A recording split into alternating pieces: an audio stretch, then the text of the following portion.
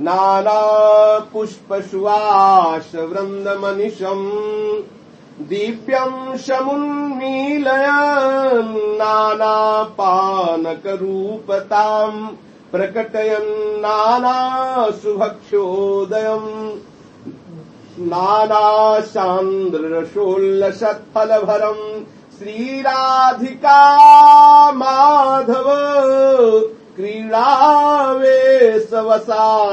त्रुटन्मणिसरसृङ्ग मेखलाद्यैर्युतम्। कोई कहे कि हमसे भजन नहीं होता, हमारे अंदर पापाचार की वृत्ति है और मैं वृंदावन वास करता हूँ, आप कहते हैं आपको भगवत प्राप्ति हो जाएगी, ऐसे कैसे हो सकता है? ऐसे कैसे हो सकता है? मेरे अंदर तो भजन नहीं, मेरे अंदर तो साधन नहीं। एक महापुरुष जब हम बाल्यावस्था में से 14-15 वर्ष की अवस्था उस समय तो गंगा किनारे आए तो उन्हें बाल योगी कहते थे। पूर्ण परिचय तो हमें ज्ञान नहीं। तो जो इस मार्ग के प्रेमी जन होते हैं, जहाँ संतों की महिमा सुनते जाने का मन ललचा जाता है कि एक बार उनसे मिले। तो हम गए और उनसे मिले तो हमने उनसे एक ही बात कही थी कि हमें भगवत प्राप्ति कैसे होगी। तो उनका भगवत प्राप्ति करना चाहते हो तो तुम रोज सोचो कि तुम्हें भगवत प्राप्ति है, तुम्हें भगवत प्राप्ति है। उन्होंने ऐसा कहा तो हमें गुस्सा लगी कि कोई साधन वाधन तो बताया नहीं, कह रहे हैं ऐसे सोचो कि हाँ भगवत प्राप्त सोचने से हो जाएगा क्या? बिल्कुल सोचने से हो जाएगा, बिल्कुल सोचने से हो जाएगा। अगर आज अभी आप सोचने लगो श्री जी की हमारे ऊपर अपार कृपा है, अपार कृपा है, अरे हमें आसोपास कृपा डुबोए रही है, हमारी प्यारी जी की नजर है हमारे, आप देखो आपको अनुभव होने लगेगा कि प्यारी जी की नजर है। ये बिल्कुल समझ लो, सत्य समझ लो। जैसा तुम्हें बनना है वैसा सोचो, जैसा सोचोगे वैसा बन जाओगे, जैसा सोचोगे वैसा। दो महात्मा भजन कर रहे थे वृक्ष के नीचे, नारद जी निकले, दंडवत की महात्माओं ने कहा कहाँ जा रहे हो भगवान? उनका बैकुंठ जा रहे हो। भगवान से पूछना कि हमें भगवत प्राप्ति होगी कि नहीं होगी। तो जिसने पूछा था लौट के आए, नारद जी ने कहा कि उन महात्मा को तो कुछ ही जन्म में हो जाएगी, और आपको भगवत प्राप्ति जो है जितने वृक्ष के पत्ते है ना, इतने बार जन्म लेना पड़ेगा तब होगी भगवत प्राप्ति।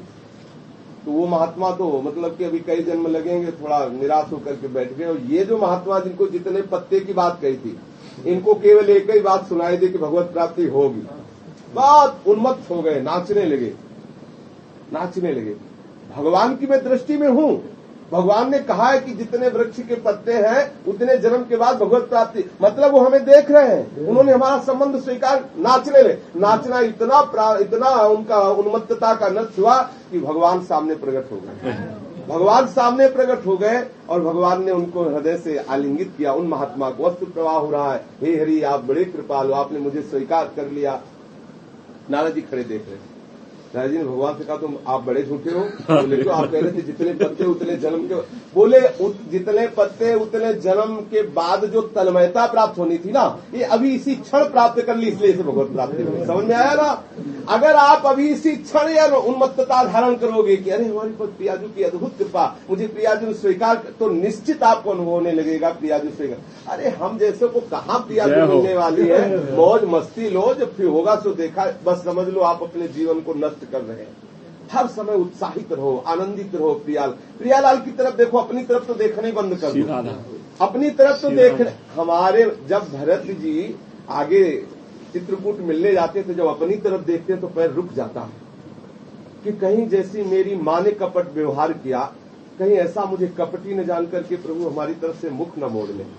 मैं उनके सन्मुख कैसे हूँ? ऐसी माँ का बेटा कहलाकर मैं प्रभु के हमारे प्राणाराध्य को 14 वर्ष का वनवास दिया, हाय मैं कैसे उनके सन्मुख हूँ? कदम रुक जाते हैं। और जहाँ ये सोचते कि कितने कृपालु हैं, कितने प्रेमी हैं, कितने उदार, तो पैर बड़ी जल्दी जल्दी चलने लगते हैं चित्रकूट की तरफ। पीछे हमने रामचरितमानस में जब स्वाध्याय किया था तभी आप जब अपनी तरफ देखेंगे तो कदम लड़खड़ा के रुक जाएंगे और यात्रा बंद हो जाएगी। और जब प्रियाजू की तरफ देखोगे तो उमंग आएगी और दौड़ पड़ेंगे। तो हमें तो उमंग आनी चाहिए, दौड़ना। हमें प्रियाजू की तरफ देख, अपनी तरफ तो देखो ही मत, अपनी तरफ देखना बंद। अर्थात अपने शरीर का, अपने साधन बल का चिंतन छोड़ करके प्रियाजू का चिंतन करो, उनकी कृपा बल का चिंतन करो। अभी इसी क्षण आपको रोना आ जाएगा, इतना आनंद आएगा, इसी क्षण आपके रोम रोम खड़े हो जाएंगे, हृदय उन्मत्तता छा जाएगी हृदय में। हमें उनकी तरफ देखना है, अपनी तरफ तो देख के हार गए, कितने जन्म बीत गए इसी को देखते देखते शरीर को। अब प्रियाजू की तरफ देखना है, प्रियाजू की कृपा बल की तरफ देखना है। श्री वृंदावन में दिन रात अनेक प्रकार के पुष्पों की सुगंध इधर उधर छा रही है, कहीं अनेक प्रकार के मकरंद प्रवाहित हो रहे हैं एवं अनेक प्रकार के सुंदर स्वादयुक्त भोज्य पदार्थ उपस्थित है, कहीं मधुर मधुर रसपूर्ण अनेक फलों से लदे हुए वृक्ष शोभायमान है। कोई कोई स्थान ऐसे हैं जहाँ श्री राधा माधव की क्रीड़ा करते समय टूटे हुए मुक्ताहार आदि मालाएं आदि बिखरी हुई शोभायमान हो रही है। ये कैसे हार आदि टूटे हुए हैं, कैसे ये बिखरे हुए हैं? श्री रसिक महानुभाव ने वृंदावन की अद्भुत शोभा का अवलोकन करते हुए ये रस जो निवृत्त निकुंज में बरस रहा है उसे देखा। शरद चांदनी है, छिटकी हुई चांदनी है। जैसे अभी है, दिन रात अनेक प्रकार के पुष्पों से लदे हुए वृंदावन में प्रियालाल अनेक क्रीड़ाएं करते रहते हैं। जो रात्रि की विशेष क्रीड़ा होती है वो निवृत्त निकुंज सैया विहार। वहां जो सखी भावापन्न महापुरुष है उसी रस का अवलोकन करके जिनका हृदय पुष्ट हो चुका है वो उसका कुछ वर्णन करने के अधिकारी हैं, अन्यथा उस सैया विहार नित्य लीला का वर्णन करने की सामर्थ्य सब में नहीं होती और न श्रवण करने की सामर्थ्य होती है, क्योंकि वो केवल सखी भावापन्न महापुरुषों के ही बीच में चर्चा की जा सकती है। और जितनी लीलाएं हैं वो प्रियालाल की कहीं कहीं ऐसी लीलाएं हैं जो सार्वजनिक रूप से रस प्रदान किया जा सकता है। श्री वृंदावन में अनेक प्रकार की लीलाओं को प्रियालाल कर करके समस्त खग मृग पशु पंछी जितने वृंदावन वास करे सबको आह्लादित करते। कैसी रस वर्षा हो रही? बोले शरद की तो सुंदर रात्रि है, छिटिक चांदनी, तो चंद्रमा प्रकाशित हो रहा होगा तभी तो शरद की रात्रि है। बोले नहीं, वहां तो चंद्रमा का प्रवेश नहीं, धाम में चंद्रमा का थोड़ी प्रवेश है। प्रियावदन सभी चंद्र मनो है, श्री प्रियाजू के श्री अंग की कांति से वृंदावन छिटिक चांदनी से शोभायमान है। वृंदावन में कोई चंद्रमा प्रकट नहीं, वृंदावन में तो यही चंद्रमा है, इन्हीं की चांदनी से वृंदावन प्रकाशित हो रहा है। तो वृंदावन कोई 5 कोस का होगा तो प्रियाजू किसी ऊंचे पर खड़ी हो जाएंगे तो पूरा वृंदावन प्रकाशित हो जाएगा। बोले वृंदावन अनंत सीमा से युक्त है, अनंत सीमा। वृंदावन कोस 2 कोस 5 कोस का थोड़ी है, ये तो अपनी भावना पुष्टि के लिए कहा गया। एक एक सहचरी की अष्ट सहचरी की, एक एक सहचरी की अष्ट सहचरियां, उन अष्ट सहचरियों की युद्ध सहचरियां, मतलब आप रज के कण गिन सकते हैं लेकिन सहचरियों की संख्या नहीं गिन सकते। वृंदावन में सहचरियां है और समस्त सहचरियों सहित एक एक कुंज में एक एक सुख में कोटि कोटि कल्प भी आते हैं। अब कैसे वृंदावन की सीमा का प्रमाण दिया जाए कि वृंदावन इतना है? कभी आता है वर्णन 20 कोस का, कभी आता है वर्णन 5 कोस का, और कभी वर्णन आता है हों लघुमत ने लहो प्रमाणा जानत श्री हरिवंश सुजाना। बोले हमारी बुद्धि की गति नहीं कि वृंदावन की सीमा को माप करके हम वर्णन कर दे, केवल हित हरिवंश चंद्र जो सुजान है वो जानते हैं कि वृंदावन का स्वरूप क्या है। अर्थात वृंदावन सीमा में नहीं बांधा जा सकता, असीम वृंदावन का स्वरूप प्रकाशित हो रहा है। कैसे प्रकाशित हो रहा है वृंदावन का स्वरूप? अभी आप पहले ही चर्चा में सुने कि जो वहां के कमल है, जो पुष्प है, जो पत्र है, उसमें प्रियाजू का प्रतिबिंब पड़ रहा है। तो जितना प्रियाजू के श्रीअंग से प्रकाश हो रहा है उतना प्रतिबिंब से प्रकाश हो रहा है। और इस लता के फूल का प्रतिबिंब उस फूल पर, उसका उस पर, ऐसे पूरा वृंदावन स्वर्णिम कांति से युक्त है। छिटिक चांदनी छाई हुई वृंदावन में कहीं भी अंधकार नहीं है। ये अद्भुत अद्भुत शोभा, ये लाइट फिट है। ऐसी लाइट फिट है कि न बिजली की जरूरत है, न बैटरी की जरूरत है, न सूर्य की जरूरत है, न चंद्रमा की जरूरत है। ये वृंदा देवी की व्यवस्था है। हाँ, एक प्रिया जी का प्रतिबिंब इस पुष्प पर, इसका प्रतिबिंब उस लता के पुष्प पर, ऐसे पूरे वृंदावन में प्रियाजू का प्रतिबिंब पड़ रहा है। और उसी प्रतिबिंब से अभी पीछे आया था कि जिनकी छाया की बराबरी कोटि कोटि रति, कोटि कोटि लक्ष्मी भी नहीं कर सकती। श्री जी की छाया की बराबरी, श्री जी की बराबरी नहीं, श्री जी की छाया की बराबरी कोटि कोटि रति और लक्ष्मी नहीं कर सकती। तो छाया भी तो श्री जी जैसी है। श्री जी की छाया कोई ऐसी थोड़ी कि जैसे हमारी छाया तो नाशवान शरीर की नाशवान छाया और चिदानंद हितमय शरीर की हितमयी छाया, वो तो ऐसा थोड़ी। पूर्णमदः पूर्णमिदं पूर्णाद पूर्णमुदच्यते पूर्णस्य पूर्णमादाय पूर्णमेवावशिष्यते। अगर उस पूर्ण में कुछ शेष बचता है तो वो भी पूर्ण ही होता है। पूरा वृंदावन श्री जी की श्री अंग कांति से प्रकाशित हो रहा है और सुवासित भी हो रहा है। वृंदावन के पुष्पों का जो पराग है वो प्रियाजू के श्रीअंग की सुगंध से सुवासित है, श्री जी के श्रीअंग की सुगंध से सुवासित है। जिस समय क्षितिज चांदनी से वृंदावन शोभायमान है, अनंत अनंत प्रकार की सौरभ प्रकट हो रही है, एक प्रकार की नहीं अनंत प्रकार की सौरभें प्रकट होकर के मदमत्त कर रही है वृंदावन वासियों को। उसी समय श्री प्यारी जू अति आह्लाद में भर करके नृत्य प्रारंभ करती। ये सुख है, ये वृंदावन का सुख है। प्यारी निर्तत ही छवि पावे, प्यारी निर्तत ही छवि पावे, सुंदर कर कमल लिए ललित गति फिरावे, प्यारी निर्तत ही छवि पावे। कैसी अद्भुत शोभा है। सुंदर सुंदर पुष्पों से सुवासित वृंदावन, सुंदर सुंदर लताओं में ऐसे पुष्प के गुच्छे छाए हुए हैं मानो कुंज बना हुआ है। हमारी प्यारी जू मलकती हुई नृत्य करती हुई एक नील कमल हाथ में लेकर उसे फिराती हुई मंद मंद मुस्कुराती हुई पधार रही आ रही। कैसी अद्भुत शोभा हो रही कुंज से। सुंदर कर कमल लिए ललित गति फिरावे। प्यारी जी को नीलांबर नील साड़ी बहुत प्रिय है, नील कमल बहुत प्रिय है। यमुना जी नील है इसलिए बहुत प्रिय है प्यारी जी को श्री यमुना जी। कृष्ण सार मृग बहुत प्रिय है, जो जो कृष्ण से संयुक्त है वो बहुत प्रिय है प्यारी जी को। और लाल जी को सब कुछ पीत ही प्यारा है। पीतांबर जितने भी पीत आभूषण हैं सब प्यारे हैं, क्योंकि प्रियाजू के श्रीअंग की जो आभा है ना वो तपाए हुए स्वर्ण के समान पीत आभा निकलती है श्रीअंग से। सात कुंभतन गोरी पीता अरुण क्षय अनंत तडिल लता भाम, पीत और अरुणिमा लिए हुए अनंत बिजलियों जैसी कांति। तो अनंत बिजलियों जैसी कांति वाला पीतांबर धारण किए हुए हैं लालजू।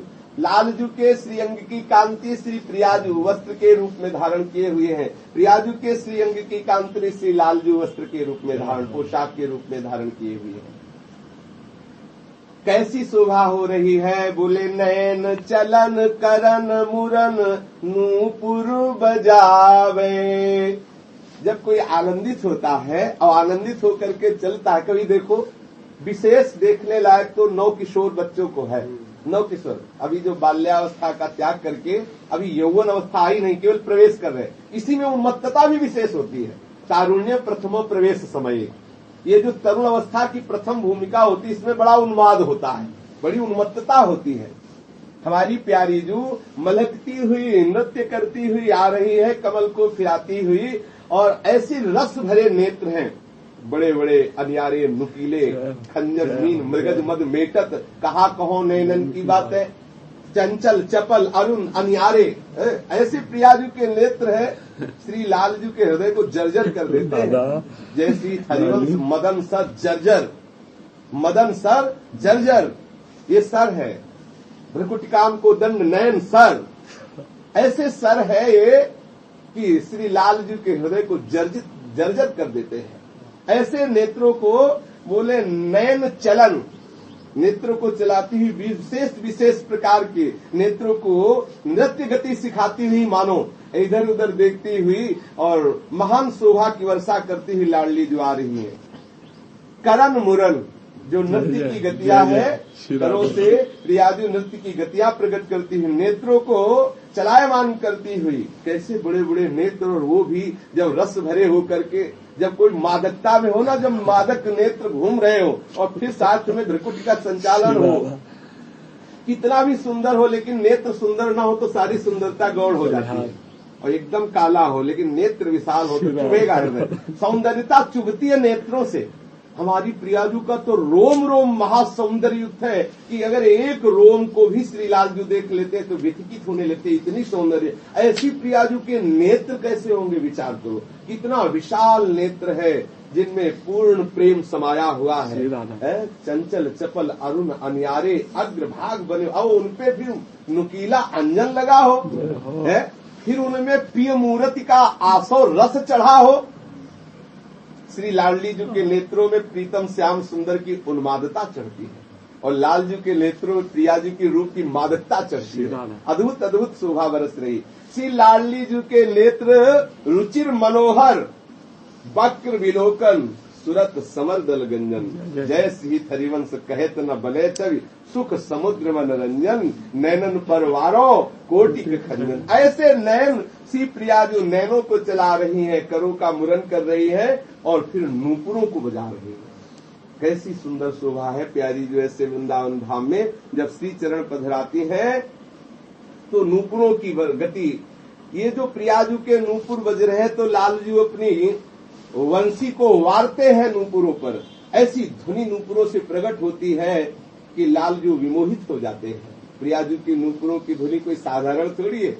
ये नूपुरों, वैसे हमने एक जगह पढ़ा था कि प्रियाजू के नूपुरों के नाद से ही प्रणव प्रकट हुआ है, आ उ मा, और इसी से समस्त वेद और उपासनाएं समस्त सृष्टि प्रकट हुई है।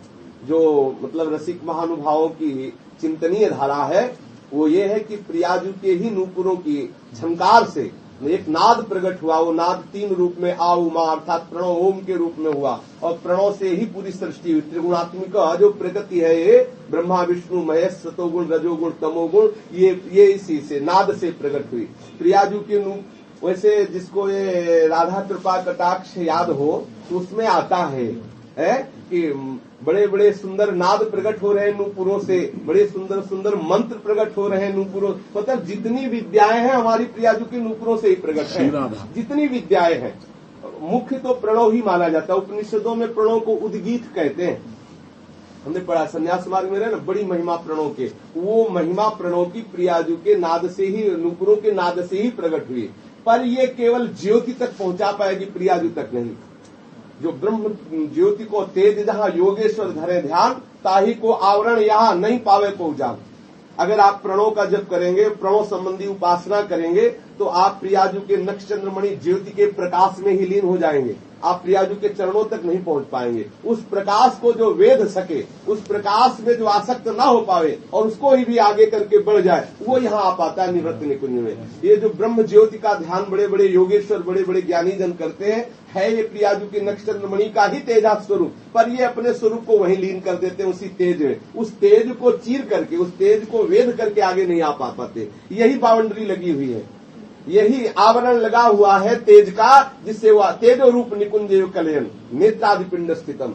इसी तेज का आवरण लगाया गया। निवृत्त निकुंज में जो आवरण है ये इसी तेज का है, जिसे ब्रह्म तेज कहते हैं। वो प्रियाजू के नक्षचंद्रमणि छटा का लेस मात्र प्रकाश है। ऐसा एक श्री बिहारी देव जी की वाणी प्रकाशित हुई, उसमें भूमिका में ऐसा लिखा, पढ़ के देख लिया कि नक्षचंद्रमणि छटा का जो प्रकाश है वही ब्रह्म तेज है। ऐसा महापुरुष। और देखो गीता में भगवान ने कहा कि कोई तपस्या से, यज्ञ से हमें पूर्ण रूप से नहीं जान सकता। कोई जान सकता है तो अनन्य भक्ति से, मुझे अनन्य चिंतन के द्वारा ही मुझे देख सकता है, प्राप्त। मैं जैसा का हूँ वैसे को वैसा मुझे अनुभव कर सकता है अनन्य भक्ति के द्वारा। ऐसा गीता जी में कहा है। तो जो वृंदावन के प्रेमी जन बोले वो बिल्कुल बिल्कुल सत्य बोल रहे हैं, क्योंकि और कोई बोले तो संशय। इनसे जैसा अनन्य प्रेमी और कौन होगा। वृंदावन के जो प्रेमी है इनके प्रेम में संशय नहीं है। ये तो पूर्ण अनन्य प्रेमी। वृंदावन का जब रंग चढ़ेगा ना तो फिर कुछ सुहाई ही नहीं देगा। इसका रंग ही ऐसा, और कुछ नहीं सुहाई दे। मोक्ष धर्म काम ये सब अर्थ, ये सब बेकार नजर आएगा। धर्माद्यर्थ चतुष्टयम विजयताम किम तद वृथा वार्तया।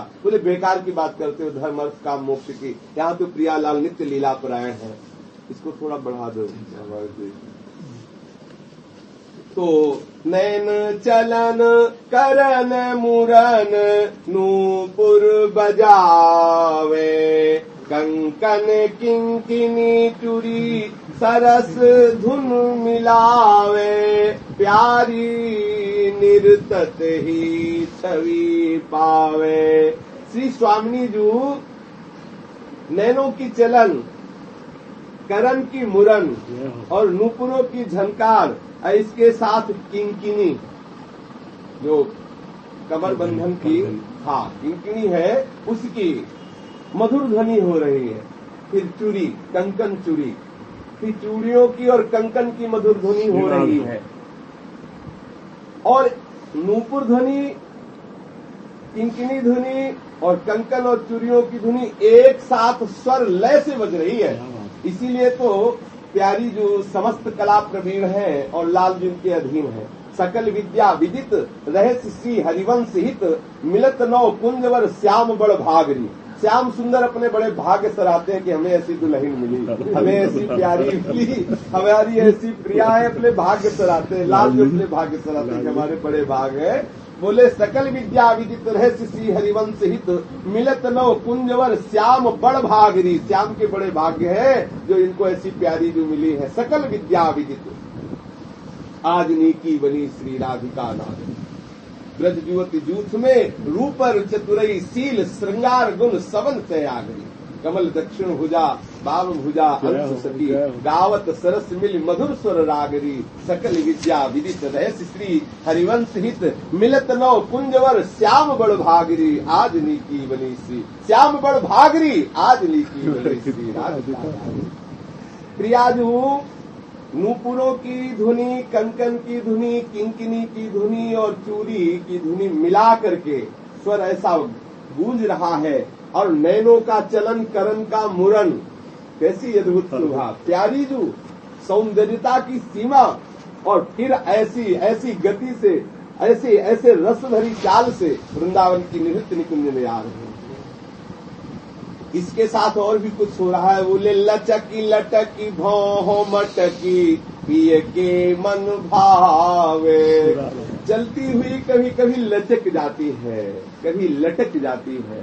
तो लटकना तो किसी के आश्रय से होता है, तो लटकती कहाँ है? बोले जो सखी है ना, जो एक हाथ में तो कल कमल लिए हैं, दूसरा हाथ सखी के हैं। कमल दक्षिण भुजा बाम भुजा अंश, तो सखी के लटक के चलती है। लटकन शब्द जहाँ आता है तो अपनी निजी सहचरी के कंधे पर हाथ रहे लटक के इस रस भरी लाडली लड़कते हुए चल रही है। अद्भुत शोभा प्रियाजू की हो रही है। बोले लचकी लटकी भौं मटकी पिए के मन भावे। भौं मटकाते हुए, मन मुस्कुराते हुए, लचकते हुए, लटकते हुए कितनी शोभा हो रही है। करों की मुरन, नैनों की चलन, भ्रकुटी की बंक संचलन, नूपुरों का कंकन किंकिनी चूड़ी का एक साथ और एक साथ हंस देना। ऐसी ऐसी भावना करो। प्रिया जी एकदम हंस देती, एकदम गंभीर भाव से लालजी की तरफ देखकर, जब देखा कि लालजी ऐसी लीला को देख करके तो एकदम विचकित होते, एकदम हंस देती है। कैसी शोभा होगी जब प्रिया जी एकदम सुंदकली के समान उनके सुंदर श्वेत अधर पल्लव खुलते हैं और जिस समय चमकते हैं और प्रियाजू हंस देती, कितनी मानो शोभा की वर्षा हो गई। प्रियाजू का हंसने का मतलब मानो शोभा की वर्षा हो गई। तो लालजी की दशा क्या हो रही है? बोले एक टक चकोर जैसे नेकु न पल लावे। जैसे चकोर चंद्रमा को एक टक देखता रहता है, पल की नहीं लगा। ऐसी प्रियाजू की रूप माधुरी का, प्रियाजू की नृत्य माधुरी का, प्रियाजू की वचन माधुरी का, प्रियाजू की हास माधुरी का, प्रियाजू की लीला माधुरी का ये रसपान करते हुए लालजू एकदम मानो मूर्ति खड़ी हो, ऐसे एकदम चकोरवत, एक टक पलक भी झप नहीं रही, बिल्कुल मानो मुनिव्रत धर्यो, मानो जैसे मुनिव्रत धार एकदम योगी लोग शांत हो। ऐसे प्रियाजू के रस को देखकर लालजू एकदम एक समाधि भाव को प्राप्त होते जा रहे हैं, अर्थात महान प्रेम में डूबते चले जा रहे हैं।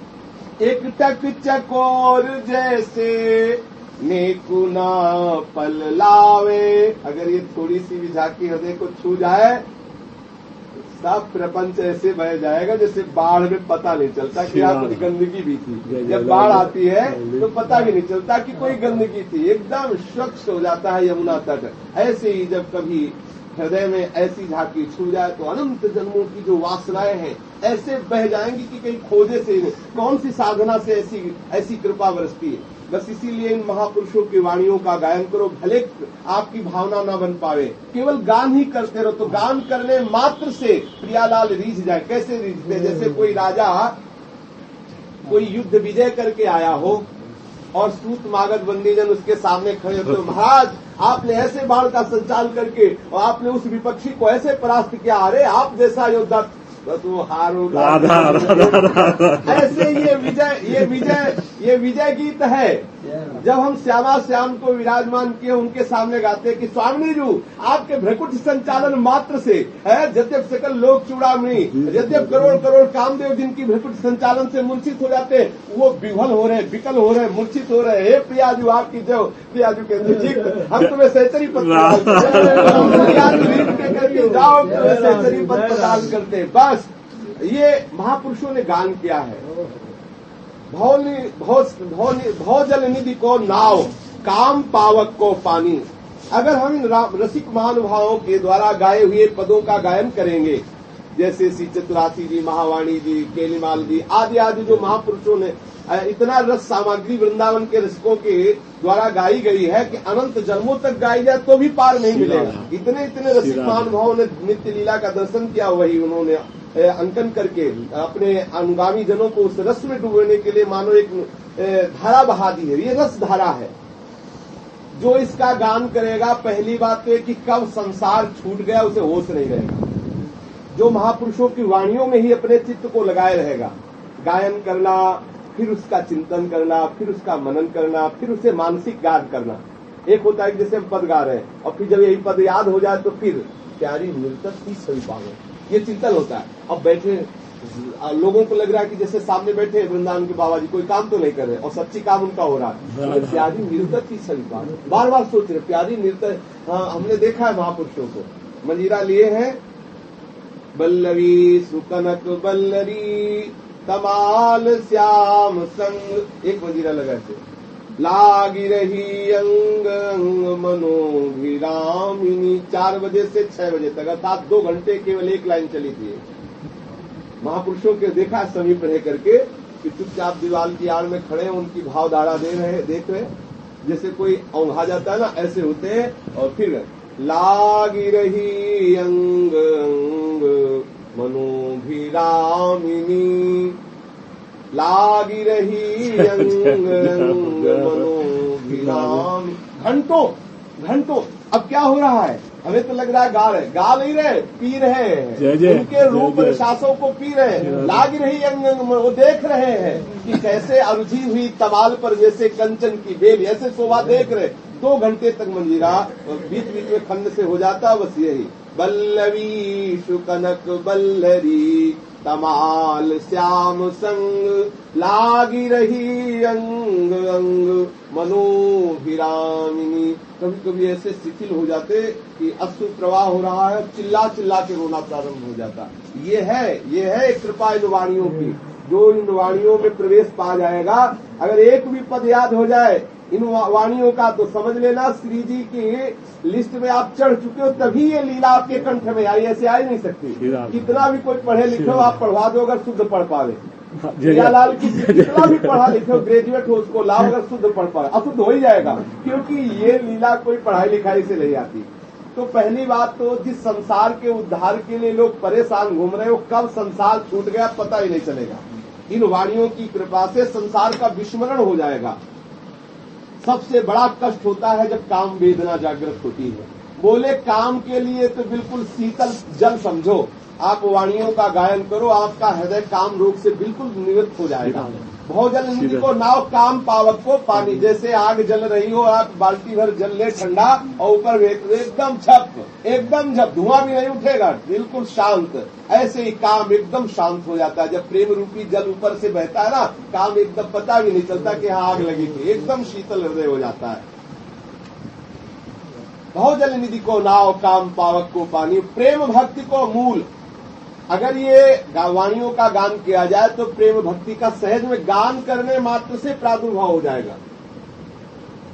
मोद मंगल सुखदानी, हर समय हृदय किसी विशेष आनंद में मुदित रहेगा, जिसका वर्णन नहीं हो सकता कि क्यों आनंदित हो, पर उस सहज में आनंद उसके बना रहेगा। अगर वाणियों का गायन किया जाए सहज में, पहले तो आप वाणी गायन करोगे तो कुछ हो सकता है अच्छा न लगे, पर आप नियमित गायन करें तो धीरे धीरे धीरे झांकी आने लगती है।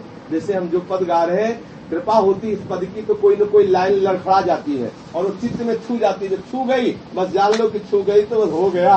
एक बार कोई लाइन छू गई इन महावाणियों की, इन ग्रंथों की, इन रस ग्रंथों की, बस फिर तो ऐसे जैसे गरीब आदमी को कोई बहुत बड़ा धन मिल जाए ना, तो सारी चित्तवृत्ति वहीं लग जाती है। ऐसे ही मन फिर और कछु न सुहाए तिनको, फिर और कुछ नहीं सुहाई देगा, बस एक ही सुहाई देगा, खूब वाणियों का गायन करें, जिससे पुनः वो झांकी आ जाए, पुनः वो लीला हमारे हृदय में स्फुरित हो जाए। भोजन निधि को नाव, काम पावक को पानी, प्रेम भक्ति को मूल, मोद मंगल सुखदानी। निगम सार, वेद का सार क्या है? प्रेम। रसो वैशा रसम हृवाम लब्ध्वा आनंदी हो। जो रस है वो सार है, तो ये तो रस सिंधु है। इस रस के लिए वेद कहते बोले निगम का सार है। जो निगम का सार है वो रसिकों ने गान किया है। प्रेम भक्ति का जो विशुद्ध स्वरूप प्रकाशित है, उसी वृंदावन के निवृत्त निकुंजों में प्रकाश। विशुद्ध स्वरूप श्यामा श्याम का जा किंचन मात्र भी ऐश्वर्य की, महत्तम की, ज्ञान की, वैराग्य की गंध भी नहीं है। जिसे महाचरम सीमा का उपासना का स्वरूप माना जाता है, यहाँ उसकी गंध भी नहीं। ज्ञान धर्म व्रत कर्म ये सब एक तरफ है। यहाँ तो केवल अनुराग रस से छके हुए महापुरुष जन घूम रहे हैं। कैसे ठसक देखो, जो श्री जी के अनुराग रंग में रंगे, उनकी ठसक देखो, उनकी बातचीत देखो। अपने महापुरुषों के पास यही बैठ के देखा जाता है, जब वो बोले हैं तो उनकी ठसक देखो।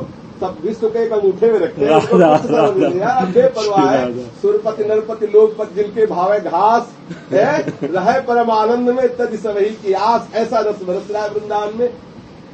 निगम सार सिद्धांत और विश्राम स्थल यही है, अंतिम विश्राम स्थल यही है। संत विश्राम मधुरवर, रसिकन को रस सार, सकल अक्षर रस को घर। सकल अक्षर, पूरा पद नहीं, पूरी लाइन नहीं, पूरा शब्द नहीं, सकल अक्षर रस को घर।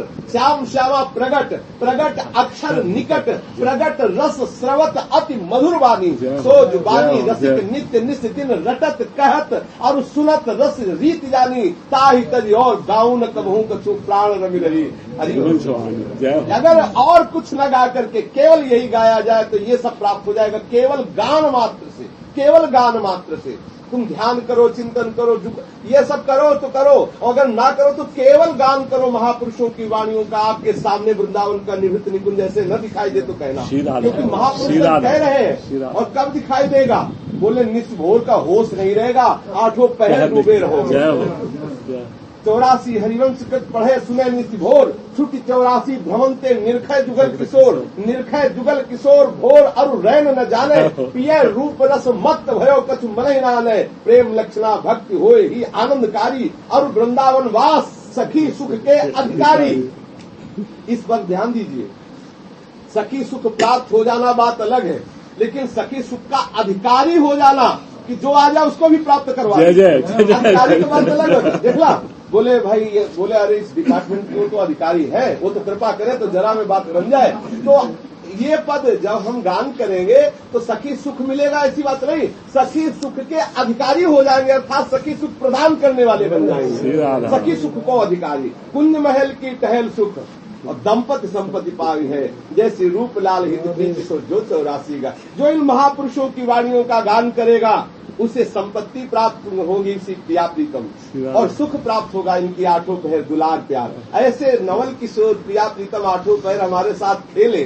आप सोचो, कोई प्रेमी महात्मा तुम्हारे साथ गले में हाथ डाले 24 घंटा रह जाए तो कैसी उन्मत्तता सवार हो।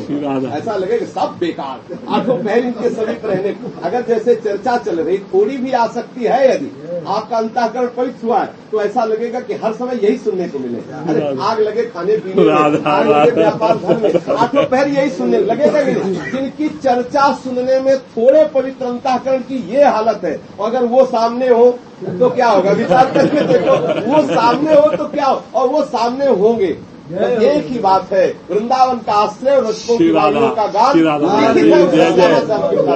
सो चीजें अगर ना छोड़े, वृंदावन का वास और रसिकों की वाणियों का गायन तो लिखित है, उससे निवृत्त निकुंज में प्रवेश हो जाए। कैसा भी हो, आचरणों पर दृष्टि नहीं देखनी। अवगुण करे समुद्र सम, एक जो करे अवगुण करे समुद्र सम, तो गणत न अपनो जान, गणत न अपनो जान। लाई के सम भजन को मारत मेरु समान। ऐसी हमारी प्रिया जी का स्वभाव। अब तो हमारी बाजी हमारे हाथ में है। श्री जी जैसी कृपाल उदार स्वामी, वृंदावन जैसा धाम और उनकी लीला के गायन का अगर हमारे अंदर चस्का हो जाए तो बस हो गई बात। अब निश्चिंत रहो, अब कोई चिंता करने की बात नहीं। तो प्रिया जी के ऐसे रूप पर एक टक चकोर जैसे नेकुना पल लावे। पलक भी नहीं झपक पाते लाल जी ऐसे रूप का अवलोकन कर रहे चकोर की भांति। जब लाडली जो देखा कि लाल जी ऐसे, तो क्या किया, बोले कबहू लपटी लाल ही हरकी उर लगा। लपक करके दौड़ के लाडली जी गई, लाल जी को अपने हृदय से लगा लिया। क्योंकि ऐसे प्यारे प्रेमी लाल जी इस दशा को प्राप्त हो रहे प्यारी जी देखकर कृपाल हुई और दौड़ करके गई और लाल जी को अपने हृदय से लगा रही है। लाल ही हरखी उर लगावे कबहू लपटी। कभी कभी हृदय से श्री लाल जी को लगा करके महान आनंद का अनुभव करती है। फिर जब लाल जी हृदय से ऐसा, जब देने वाला कोई होता है ना, और जब देना शुरू करता है तो फिर ज्यादा ही देता चला जाता है। उदार हुआ तो, कंजूस हुआ तो निकाल के और सबसे कम पैसा निकालेगा, बड़ा अच्छे वाले बड़े नोट जेब में, लेकिन उदार होगा तो पूरे ऐसे लुटा लेके। और स्वामी जी तो उदार शिरोमणि लालजू के भी उदार दाता है, लालजू को भी दान देने वाली है। अब स्वामी जी ने जब आलिंगन प्रदान किया तो रहा नहीं गया, उदारता और बढ़ी। तो फिर क्या हुआ, बोले अधर अमृत प्याई पियही सरस स्वरन गावे। लाल जी के हृदय से लगाकर अधरामृत का पान करवा करके फिर लाल जी के सामने प्रिया जी नृत्य करते मधुर गान करती है। काहे के लिए, बोले लाल जी को रिझाने के लिए। वृषभानु नंदिनी मधुर कल गावे, विकट अवघर तान चरचरी ताल सो नंद नंदन मनसी मोद उपजाए। लाल जी को महान सुख में डुबो रहे, आलिंगन, इसके बाद अधरामृत का पान, फिर मधुर गान करते हुए नृत्य गति से लाल जी को रिझा रही है प्यारी जी। तो रोम रोम मोहन मन पग पर सन धावे। अब श्री लाल जी इतनी उदारता का जब अवगाहन किया तो रोम रोम लाल जी का व्याकुल हो गया प्रिया जी के चरणों में प्रणत होने का, प्रिया जी के चरणों में प्रणाम करने के लिए, दंडवत करने, उन चरणों में बार बार सिर रखने के लिए व्याकुल हो गया लाल जी का रोम रोम कि प्रिया जी के हमें चरण मिले। रोम रोम मोहन मन पग पर सन धावे, जैसी कमल नयन प्रवीण नागरी कुंज महल आवे। प्रवीण नागरी, जब लाल जी को देखा, रसघन मोहन मूर्तिम विचित्र केलि महोत्सवोल्लसितम राधा चरण विलोडित रुचिर शिखंड। जब लाल जी जो ही प्रणत होने लगे तो लाल जी ने कहा वहां नहीं, आओ हमारे वाम भाग में विराजमान हो। लाल यहाँ दाहिनी तरफ लाडली जो है, वाम भाग में लाल।